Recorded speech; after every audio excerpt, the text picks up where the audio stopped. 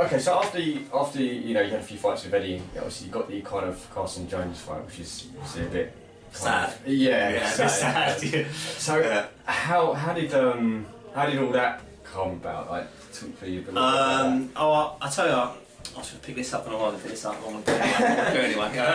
It come from that fight. Come from I beat Chris. Apparently Eddie said, "How would you put Ben with Pete? Would you put Ben against Carson Jones to Peter?" And Peter put me to it, and I said, "Yeah, sweet." Pretty too soon, but I know it's just the sort of person I was at the time. I was like, "Yeah, sweet." Anyway, so it didn't materialise then, and it materialised when I was inactive. Didn't fight fucking from January to I think the fight was November. I had one in between of cut a 4-4-rounder, but is that because of injuries and just fucking I don't know what was going on. To be honest, I can't remember, but injuries were a big factor on mine, obviously. Outside the ring was me also. I wasn't doing my lifestyle. I was fucking about. So injuries and that were a factor. I can't really place when, at that specific time, but there was a lot of ups and downs. But that's what it was, isn't it? So the fight was put to you, and you were like, "Yeah, basically I'll have it," kind of thing. Was there any talk from your trainer thinking, "I'm not sure"? Were they like, "No"? Peter knocked him out. They knocked him out. Yeah. Well, saying that to Peter. From the Chris Dura fight, I think Peter did say we'll have one more, but it just didn't turn out like that. Do you know what I mean? Sometimes you just got to take what you're given at the end of the day. Sometimes opportunities come up in it, and you've got to take them. And I believed in me, and he believed in me in it. So like, it was a fight we thought we were ready for, innit? I went in there. The fight went 6 rounds in, but I thought I was pretty nicking the fight. But obviously I was out of shape, and he was getting on top of me, he was bashing me up, and it didn't have a bad start. I did hurt him one point. It was the third round. I watched it the other day. I think. I buckled him, innit? Yeah. And I don't have a body shot as well. Listen, I wasn't doing much work, but like if I was fit, I know I would have done. It would have been a different story. But I appreciate Carson for teaching me that lesson, innit? And then from that, it's pretty the next question now. No, do you know what? I wanted to ask you about your preparation, like how long you got to kind of prepare for. I had enough time, mate. I had enough time. Is it and you had like the full camp kind of thing? And I had enough time, but I wasn't just kind of discipline. Because I was watching the fight the other day, and you just touched upon it. I think it was the third round where you kind of wobbled him. Yeah. And then your hand went in the fourth. That hand was fucked. Yeah, it was fucked. That went while I hit him with looking right over the top, and it fucked my hand up. But my hand was fucked. You know, the tendon was snapped like. I couldn't punch it at all, man. I don't know why I wanted it, but again, ego. I had a big ego at the time. I was like, "Yo, man, what do I turn up?" Because it was one of the, I can't remember what round. I think it was the fifth when I think Eddie was basically saying, "Pull you out," and I think you and your trainer were like, basically, you want one more round. And, in hindsight, is that something you maybe think, do you know what? Maybe I should have not my hands fucked. Right, I should have. It quits or... I would say that if I come out getting beat up, it didn't hurt me once, so like it couldn't hurt me. So there's no damage being done to me. You land a couple of little shots, do you know what I mean? But there's nothing. The Walterhouse fine, do you know what I mean? It's a bad shoulder. Obviously, that probably fucked up my shoulder injury carrying on. So I'll probably answer your question. You're probably right, actually. But physically, taking damage, I didn't really take much damage. I know I was taking shots, but I like to think I got a good chin. It was a close fight. It was a close fight. It was a close fight. I mean, it's unfortunate. Obviously, you got the injury and what have you, but I mean, it was close enough, innit? Do you know what I mean? But it was just you could see I was out of shape and something was wrong, innit? Do you know what I mean? Because Carson Jones is no walkover really. If you look at his resume, he's quite a tough. Mate, he was in shape for me. Let's get it right. He was in shape. He come shredded, mate. Pinging it, wasn't it? Everything here shredded up, and I mean, he come over here not long ago.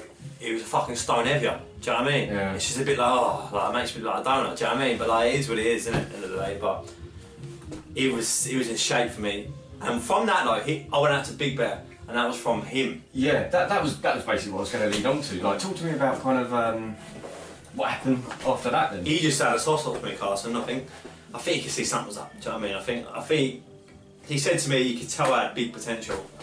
And I think he knew something was up, I'm not sure. And then we had to build a relationship with him after that fight.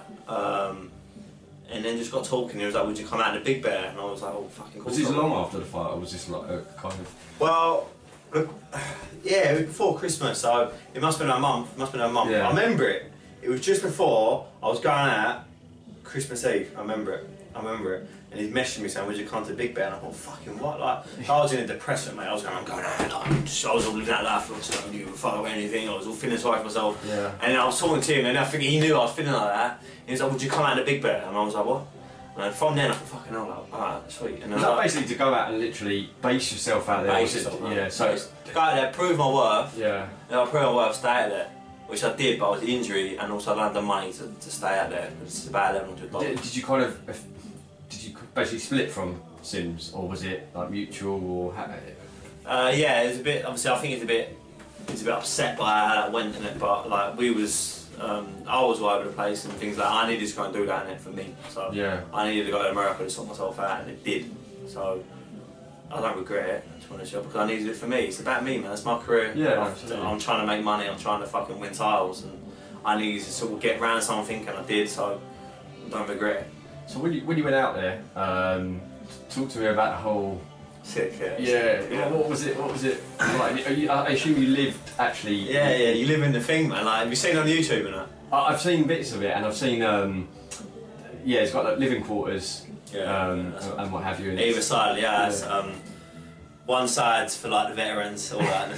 The other one's the more frustrated people, but everyone up there is so good.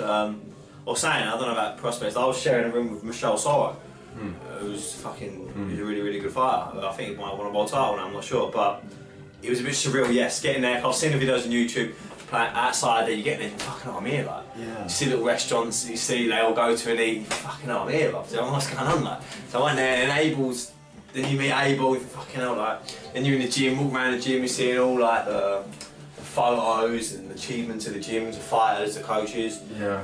And it's just like how decorated it is, and you just think, wow, like. And then from there, I impressed, like, I done really, really well, like. Really well, Abel liked me, and he thought I was good. And I just thought, fucking hell, like, he's gave me a big burst of life, like, literally, I needed it bad. I needed that experience, like, it gave me a big burst of hype, like, faith. I really felt the faith again, like, from going there, I thought, right, I can do this. And I got hungry again, and I come back, I was injured, I'd done my shoulder out there, but I couldn't really afford staying out there. It's a lot of expensive food, staying out and all that. Do you have to pay for like living quarters? Yeah, like, yeah, stuff, yeah, it's a bit of money. Yeah, it's a bit of money. I can't do that yet, do you know what I mean? So, it is what it is. I was going to go back there, but then I come back, I signed with MTK, I could have went back, but I didn't go back because I teamed up with a couple of boys from MTK. Well, how long were you out there in total? Only about 4 weeks. Still, but out that, you must have taken so much. Like, oh man, I did. My game improved so much just from being out there. And what was, obviously Golovkin, what was he like? I'll be honest, I only saw him for like a day, innit? Because I think he just had a fight. He was just getting back in the training.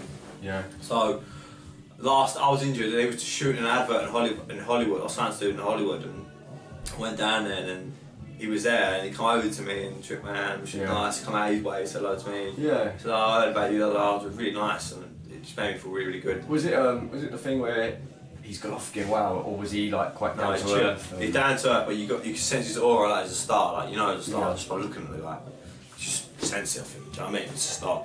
But he's very, very humble. At lunch with him, he's just a normal human being, just like everybody else. Yeah, no, it's he seems kind of down to earth, but what was Abel like as well as a trainer? Abel's good. I like Abel. Abel's a good man. No nonsense sort of guy. He reminds me of like the American Joe Gallagher kind of thing, like defends his fighters to the. Yeah, he does back it. I've noticed that since this Canelo stuff. But yeah, what was he like? What advice did he give you, and what did you learn from the 4 weeks? I learned about balance, being with Abel. I learned about hard work. I learned about being fit, but mainly balance. A lot of work on balance up there. So my balance improved dramatically from coming there. It's improving more even now being with Angel and Holgate.